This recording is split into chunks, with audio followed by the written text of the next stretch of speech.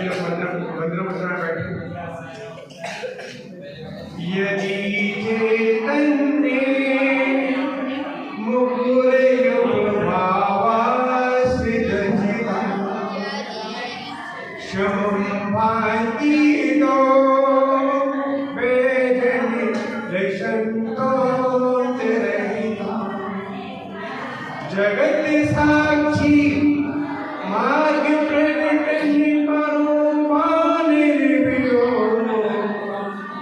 महावीर स्वामी मैं निपतिगामी भवतु महावीर स्वामी मैं निपतिगामी भवतु महावीर स्वामी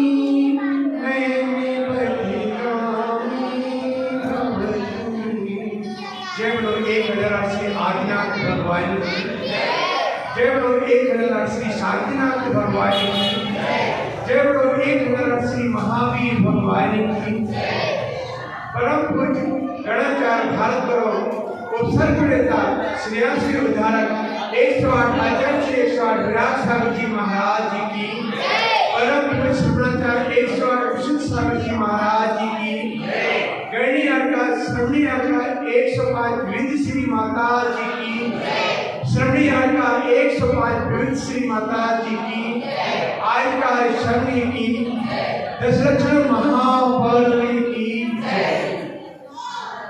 धर्म उत्तम दशलक्षण पर्व की आराधना का आज दूसरा दिन उत्तम मार्दव है। उत्तम मार्दव हमें अपने जीवन में मृदुता और रिचता और विनम्रता लाने के लिए उत्तम मार्दव धर्म को ग्रहण किया जाता है। कहा भी गया है मृदु भाव इति मार्दवम। उत्तम धर्म का अर्थ होता है विनम्रता, उत्तम धर्म का अर्थ होता है विनय और उत्तम धर्म का अर्थ होता है जो मान को जीतने की शक्ति को नाम ही उत्तम धर्म कहते हैं। उत्तम धर्म को अपने जीवन में उतारना है तो हमें अंदर की आत्मा को जगाना होगा और उस आत्मा में विनम्रता को स्थान देना होगा। हमें अपने अंदर की आत्मा में काले नाग की तरह बैठे हुए घमंड को, अहंकार को, युगों को दूर करना होगा। हमें कितनी भी बड़ी उपलब्धियां, धन दौलत, ज्ञान, सौंदर्य, बल आदि हमारे पास आ जाए तो हमें कभी घमंड नहीं करना चाहिए। हे बंधु, 4 कषाय 4 बीमारी, क्रोध, मान, माया, लोभ। हम अगर क्रोध करते हैं, बहुत अति वाला क्रोध करते हैं तो हमारी आंखें लाल हो जाती हैं, सिर हमारा चढ़ा हुआ होता है। जब हमारा क्रोध आपस से ज्यादा हो जाता है तो हमें ब्रेन की नस फट जाती है और ब्रेन हेमरेज की बीमारी हो सकती है। इसलिए बंधुओं, हमें कभी क्रोध बहुत ज्यादा नहीं करना चाहिए। दूसरा मान भी बहुत कसाय का दूसरा बहुत बड़ा कारण है। मान करने से हमारे शरीर में अकड़पन पैदा होती है और जब अकड़पन पैदा होती है तो ऑटोमेटिक मान आ जाता है और मान में हम इतने ज्यादा भूल जाते हैं, हमारी छाती फूलने लगती है। तो जब हमारे अंदर बहुत ज्यादा मान भर जाता है तो हमें हार्ट अटैक यानी दिल का दौरा पड़ने के चांस हो सकते हैं। इसलिए बंधुओं, हमें कभी भी मान बहुत ज्यादा नहीं करना चाहिए। मायाचारी भी बहुत ज्यादा नहीं करनी चाहिए, क्योंकि मायाचारी करने से भी हमें लकवा जैसी बीमारी हो सकती है। लोभ भी बहुत बड़ा कारण है। लोभ करने से, बहुत ज्यादा परिक्रय करने से हमें लोभ आता है और जब लोभ आता है तो जब बहुत ज्यादा लोग हमारा जिंदगी में लास्ट समय जब आने लगता है तो उसके एक बीमारी कौमा कहते हैं। कौमा में आदमी चल फिर नहीं सकता है, एक जगह स्थिर काले नाग की तरह बैठा रहता है। इसलिए मैं कहता हूँ कि जब लोभ अपनी जिंदगी में हो तो हमें बहुत ज्यादा लोभ नहीं करें, ताकि कौमा की बीमारी से भी हम बच सके। बंधुओं, चारों कसाय और चारे बीमारी से बच रहे तो भगवान महावीर के सूत्रों को अपने जीवन में उतारोगे तो दैहिक रूप से नहीं बल्कि चैतन्य रूप से स्वस्थ हो जाओगे, निर्वाण भूमि को प्राप्त कर लोगे। भगवान महावीर बहुत बड़े वैज्ञानिक थे। जैन दर्शन विज्ञान है, विशेष विज्ञान से विशेष ज्ञान की प्राप्ति होती है। भगवान महावीर जैसा वैज्ञानिक सुपर साइंटिस्ट इस दुनिया में कभी नहीं हुआ, ना होगा। भगवान महावीर की वीतरागता से विज्ञान आया है। जो बात विज्ञान आज कह रहा है उसे भगवान महावीर 2600 साल पहले बताकर चले गए। जीवन की मूलभूत समस्या अहंकार है।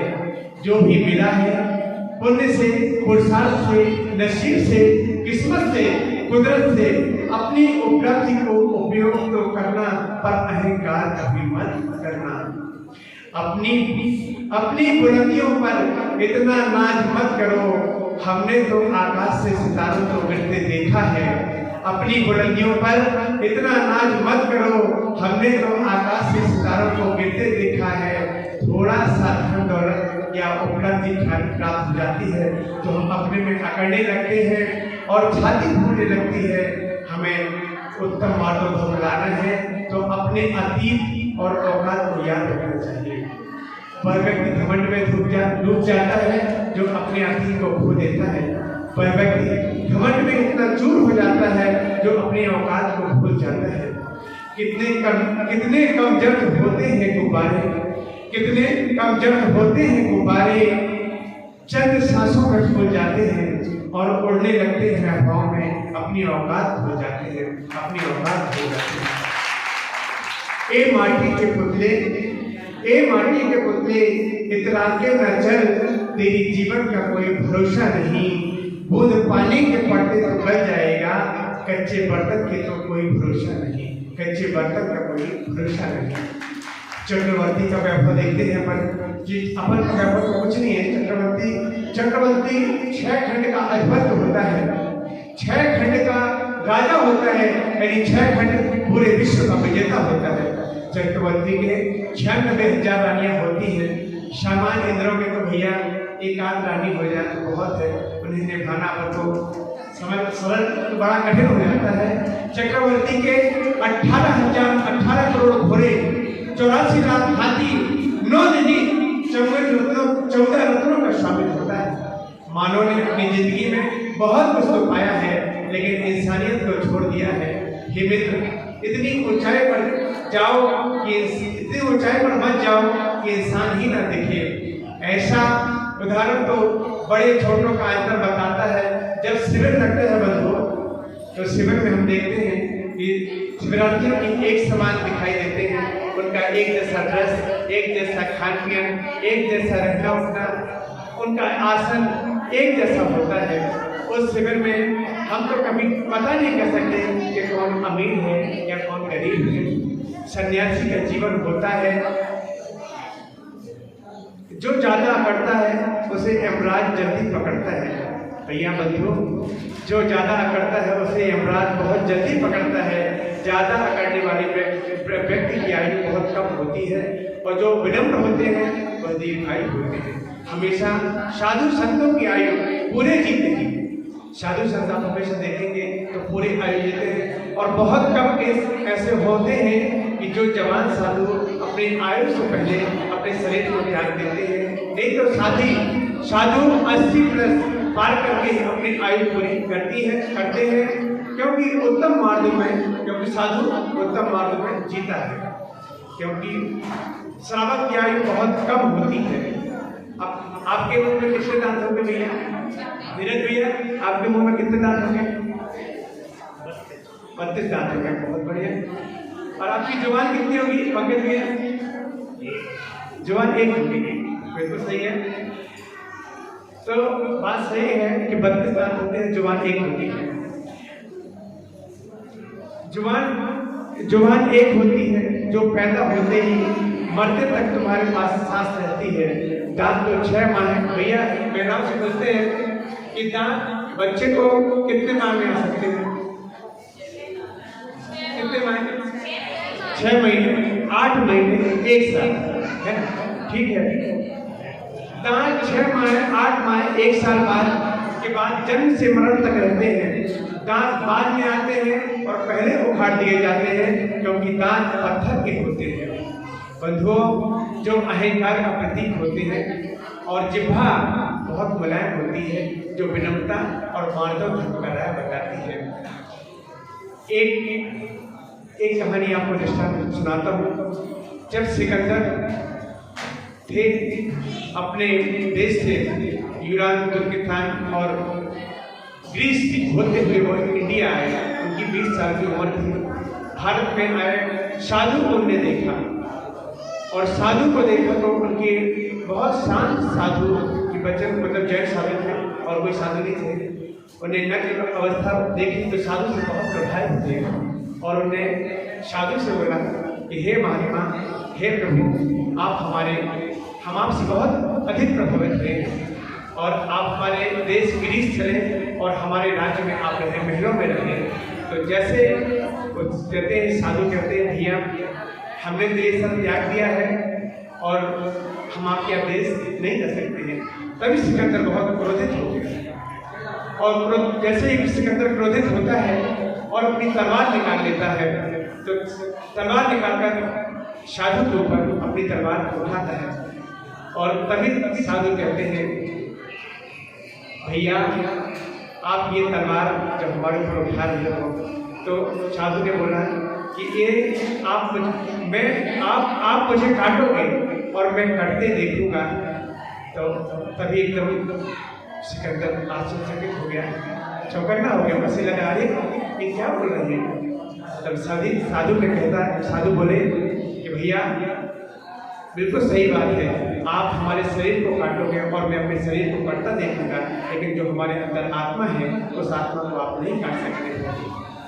तो सिकंदर एकदम आश्चर्यचकित हो गया। उसने कहा, अरे साधु, ये बात नहीं कहती साधु। तो उनके हाथ में जो तलवार थी वो गिर जाती है, और अपनी कही हुई जब अपने देश वापस जाता है यूनान, तो वहाँ बहुत अपना पैसा दौलत, बहुत सारे राज्यों को जीता, बहुत बड़ा शक्तिशाली राजा था सिकंदर, जिससे कोई नहीं हरा सकता था। सिकंदर एक दिन बीमार हो गया। उसने कहा, भैया मुझे अपनी माँ के आने के लिए 3-4-5 दिन की मोहलत दे दो, तो मुझे तंदुरुस्त कर दो, स्वस्थ कर दो। डॉक्टर बोले, भैया अब आप कुछ भी दे दो। सिकंदर बोलता है, मेरी दौलत, इज्जत, सब जो भी आपको चाहिए है आप ले लो मुझे, लेकिन ठीक कर दो। डॉक्टर बोले, नहीं, मैं आपको नहीं बचा सकता हूँ। सिकंदर को मैंने इतना रुपया कमाया, सिकंदर बोले कि मैंने इतना रुपया कमाया, इतनी दौलत कमाई, इतना सब कुछ कमाया, लेकिन उनने सैनिकों से कहा, है भैया जब मैं मरूँ तो मेरी कब्र से मेरे दोनों हाथों को बाहर निकाल देना, ताकि दुनिया को इतना पता चले कि मैंने जो भी कमाया था वो सब यही था, इसी देश में छोड़ के मैं चला गया। इसलिए इस जो कमाया है वो साथ में नहीं जाएगा।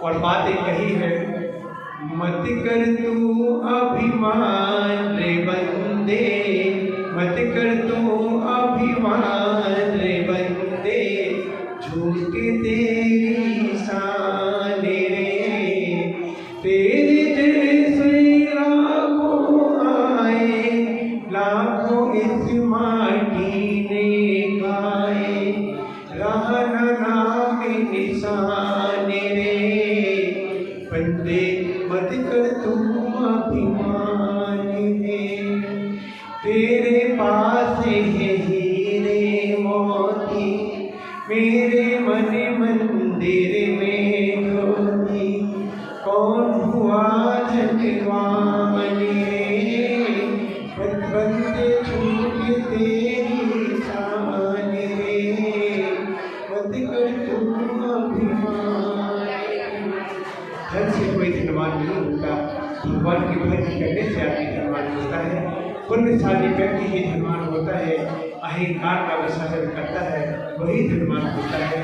अहंकार के पास पैर होते हैं लेकिन आँख नहीं होती है। अहंकार कर चल सकता है लेकिन देख नहीं सकता। रावण के पास आंखें थी लेकिन लंका में तबाही उसे दिखाई नहीं दी। दुर्योधन के पास आंखें थी लेकिन हस्तिनापुर की तबाही उसे दिखाई नहीं दी। कंस के पास आंखें थी लेकिन उसे अपना सर्वस्व दिखाई नहीं दिया। अहंकार बाहर की आंखों को नहीं तोड़ता है लेकिन अंदर की आंखों को फोड़ दिया करता है। जीवन में सफलता है तो हमें जीवन में सफलता मिलती है तो मान जन्म होता है, और जीवन में जब असफलता मिलती है तो क्रोध का जन्म होता है। मौत ने जमाने को क्षमा दिखा डाला, कैसे कैसे रस्मों को खाप में बना डाला। मालिक जो भी दे दे तो मालिक जो भी दे दे तो कबूल। कभी कभी कांटों में गिरते हैं फूल, कभी कभी कांटों में गिरते हैं फूल। भाग्य से ज़्यादा और समय से पहले कुछ नहीं मिलता। हमारी माता जी जो ऊपर विराजमान है ये तो ज्ञान की नदी है, इनका ज्ञान अटूट है। अपन जो बोलते हैं इनके ज्ञान के आगे अपन तो बहुत तुच्छ है, मतलब बहुत क्षणिक ज्ञान अपन को नहीं होता है। जो क्षणिक ज्ञान है माता जी बाकी ज्ञान की धनी है। हम इसी बात में एक दृष्टांत बोलते हैं कि हमारी माता जी के पास हमारा एक दोस्त आया और बोलता भैया चलो माता जी से आशीर्वाद दिलवा दो। तो हम कहे चलो भैया माता जी के पास आशीर्वाद दिलवा दो। तो जैसे माता जी के पास पहुँचते हैं और माता जी से कहते हैं माता जी मैं आशीर्वाद देता हूँ, तो माता जी बोली कैसा आशीर्वाद? तो हम कहा माता जी आशीर्वाद नहीं, ये अपने बहुत बड़े रईस और बहुत बड़े पैसे वाले हैं। तो माता जी ने उन्हें देखा, बोले बहुत बड़े? बोले माता जी इनकी हाइट तो हम तो बड़े हैं और इनकी हाइट हमारी छोटी है, तो ये बड़े कैसे हो गए? तो माता जी से बोले, तो माता जी बोला कि भैया इनकी हाइट तो हमसे हम तो बड़े हाइट में छोटे, तो ये कैसे बड़े हो गए? बोले नहीं माता जी हम ये बोल रहे हैं ये पैसे से बड़े आदमी हैं। तो माता जी बोली पैसे से बड़े आदमी हैं? तो बोले नहीं। बोले भैया अगर पैसे से आदमी बड़ा होने लगा तो फिर आदमी क्या हुआ? बोले पैसे से आदमी बड़ा नहीं होता है। आदमी अपने जो बड़प्पन होता है उसका आदमी के उसके बड़प्पन को देखा जाता है, उसके पैसे को नहीं देखा जाता है। तो बड़ों के प्रति जो बड़प्पन दिखाए और छोटों के प्रति जो प्यार दिखाए उसी आदमी को बड़े आदमी कहते हैं। बड़ा हुआ तो क्या हुआ, जैसे पेड़ खजूर पंछी को छाया नहीं फल लागे कभी दूर। अहंकार का एक बार नशा जो चढ़ जाता है वह कभी नहीं उतरता है। उत्तम मार्गों को मिलाना है तो अहंकार रूपी हवा को निकालना पड़ेगा, और अहंकार रूपी हवा को निकालना पड़ेगा, तभी हम अपने हृदय में उत्तम धर्म को अपना सकते हैं। अहंकार की कार में बैठकर कोई आत्मा की यात्रा नहीं कर सकता है। परमात्मा की यात्रा करने के लिए अहंकार की कार की आवश्यकता नहीं होती है, बिना विमान की आवश्यकता होती है। जहाँ नमोकार होता है वहाँ अहंकार नहीं होता है। और इसी शब्दों के साथ मैं आपका कम समय लेते हुए अपनी वाणी को विराम देता हूँ। जब लोग उत्तम मार्गों धर्म की जय।